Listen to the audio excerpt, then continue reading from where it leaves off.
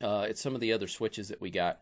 I want you to be aware that when you back up your user's information, it's going to back all the users up, all the user profiles that are on this machine right now, okay?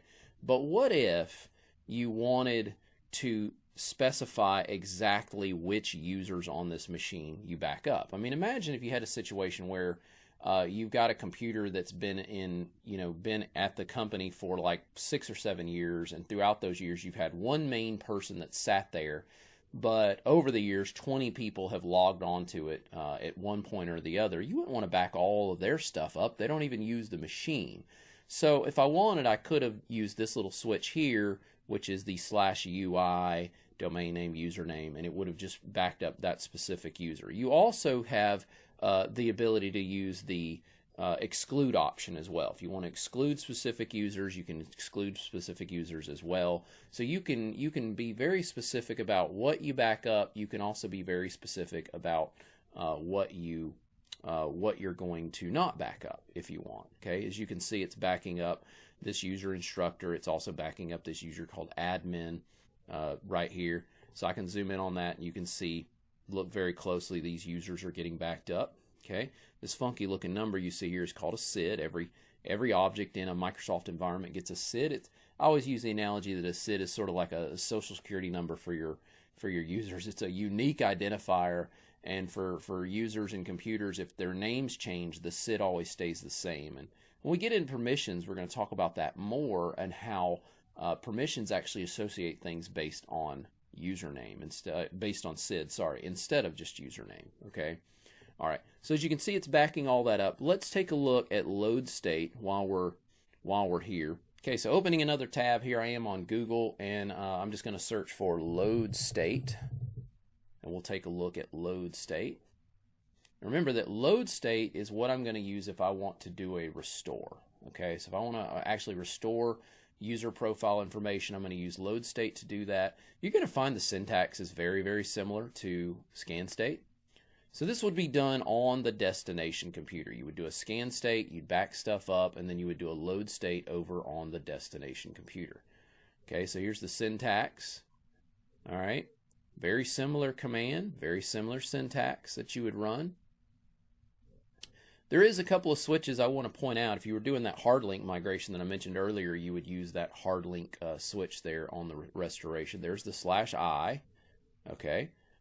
There's the config XML if I was pointing to config XML, if I wanted to do that.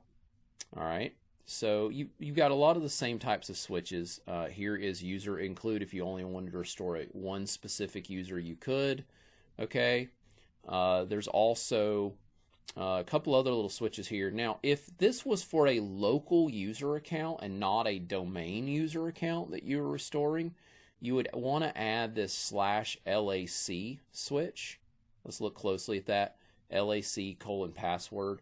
That would create a local account. See, the problem would be if you were restoring this user back to a computer that was not part of the domain, this was all done locally, you wouldn't have an account that it would associate it with like you would in a domain. So this local account would create a local account, assign it a password, and now you'd have an account that the profile would go with. Now there's one other little switch you want to remember that needs to go with this, and it's this /LAE, because oddly enough, when you create the account and give it a password, it is a disabled account. So you want to add that /LAE, and that's going to enable that account for you.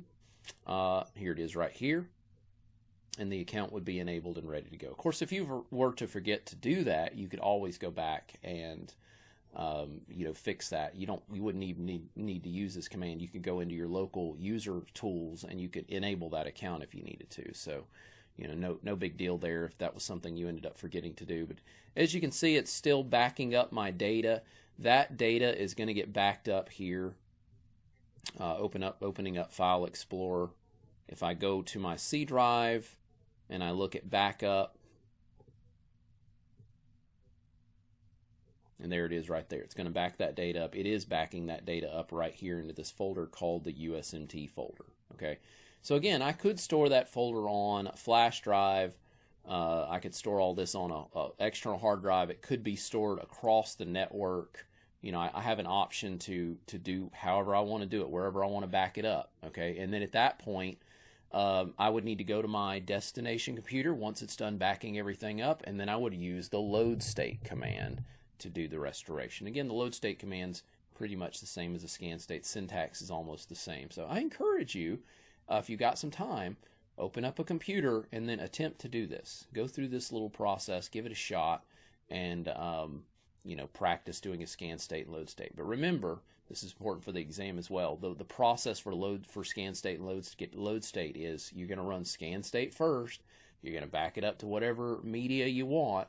You got your new computer set up, your new operating system, and you're going to do load state after that. You're not going to do load state on the same computer that you're backing up from, at least the same operating system you're backing up from, usually. Okay, you're backing up, and then you're going to restore down to that destination. Okay, so hopefully that gives you guys a decent understanding of the concept between the user state migration tool, scan state, and load state. Keep in mind that if you had SCCM, you can also use MDT. You can automate a lot of this stuff too. Okay, so if you're doing this in a large scale and you want to involve imaging into all this, you can actually automate a lot of that as well if you want to. You could write scripts to do it. You can use these things in the MDT, the Microsoft Deployment Toolkit, called task sequences to also help automate all of this. Okay, so hopefully that gives you a good understanding, shows you a little bit of the process, and now you know the difference.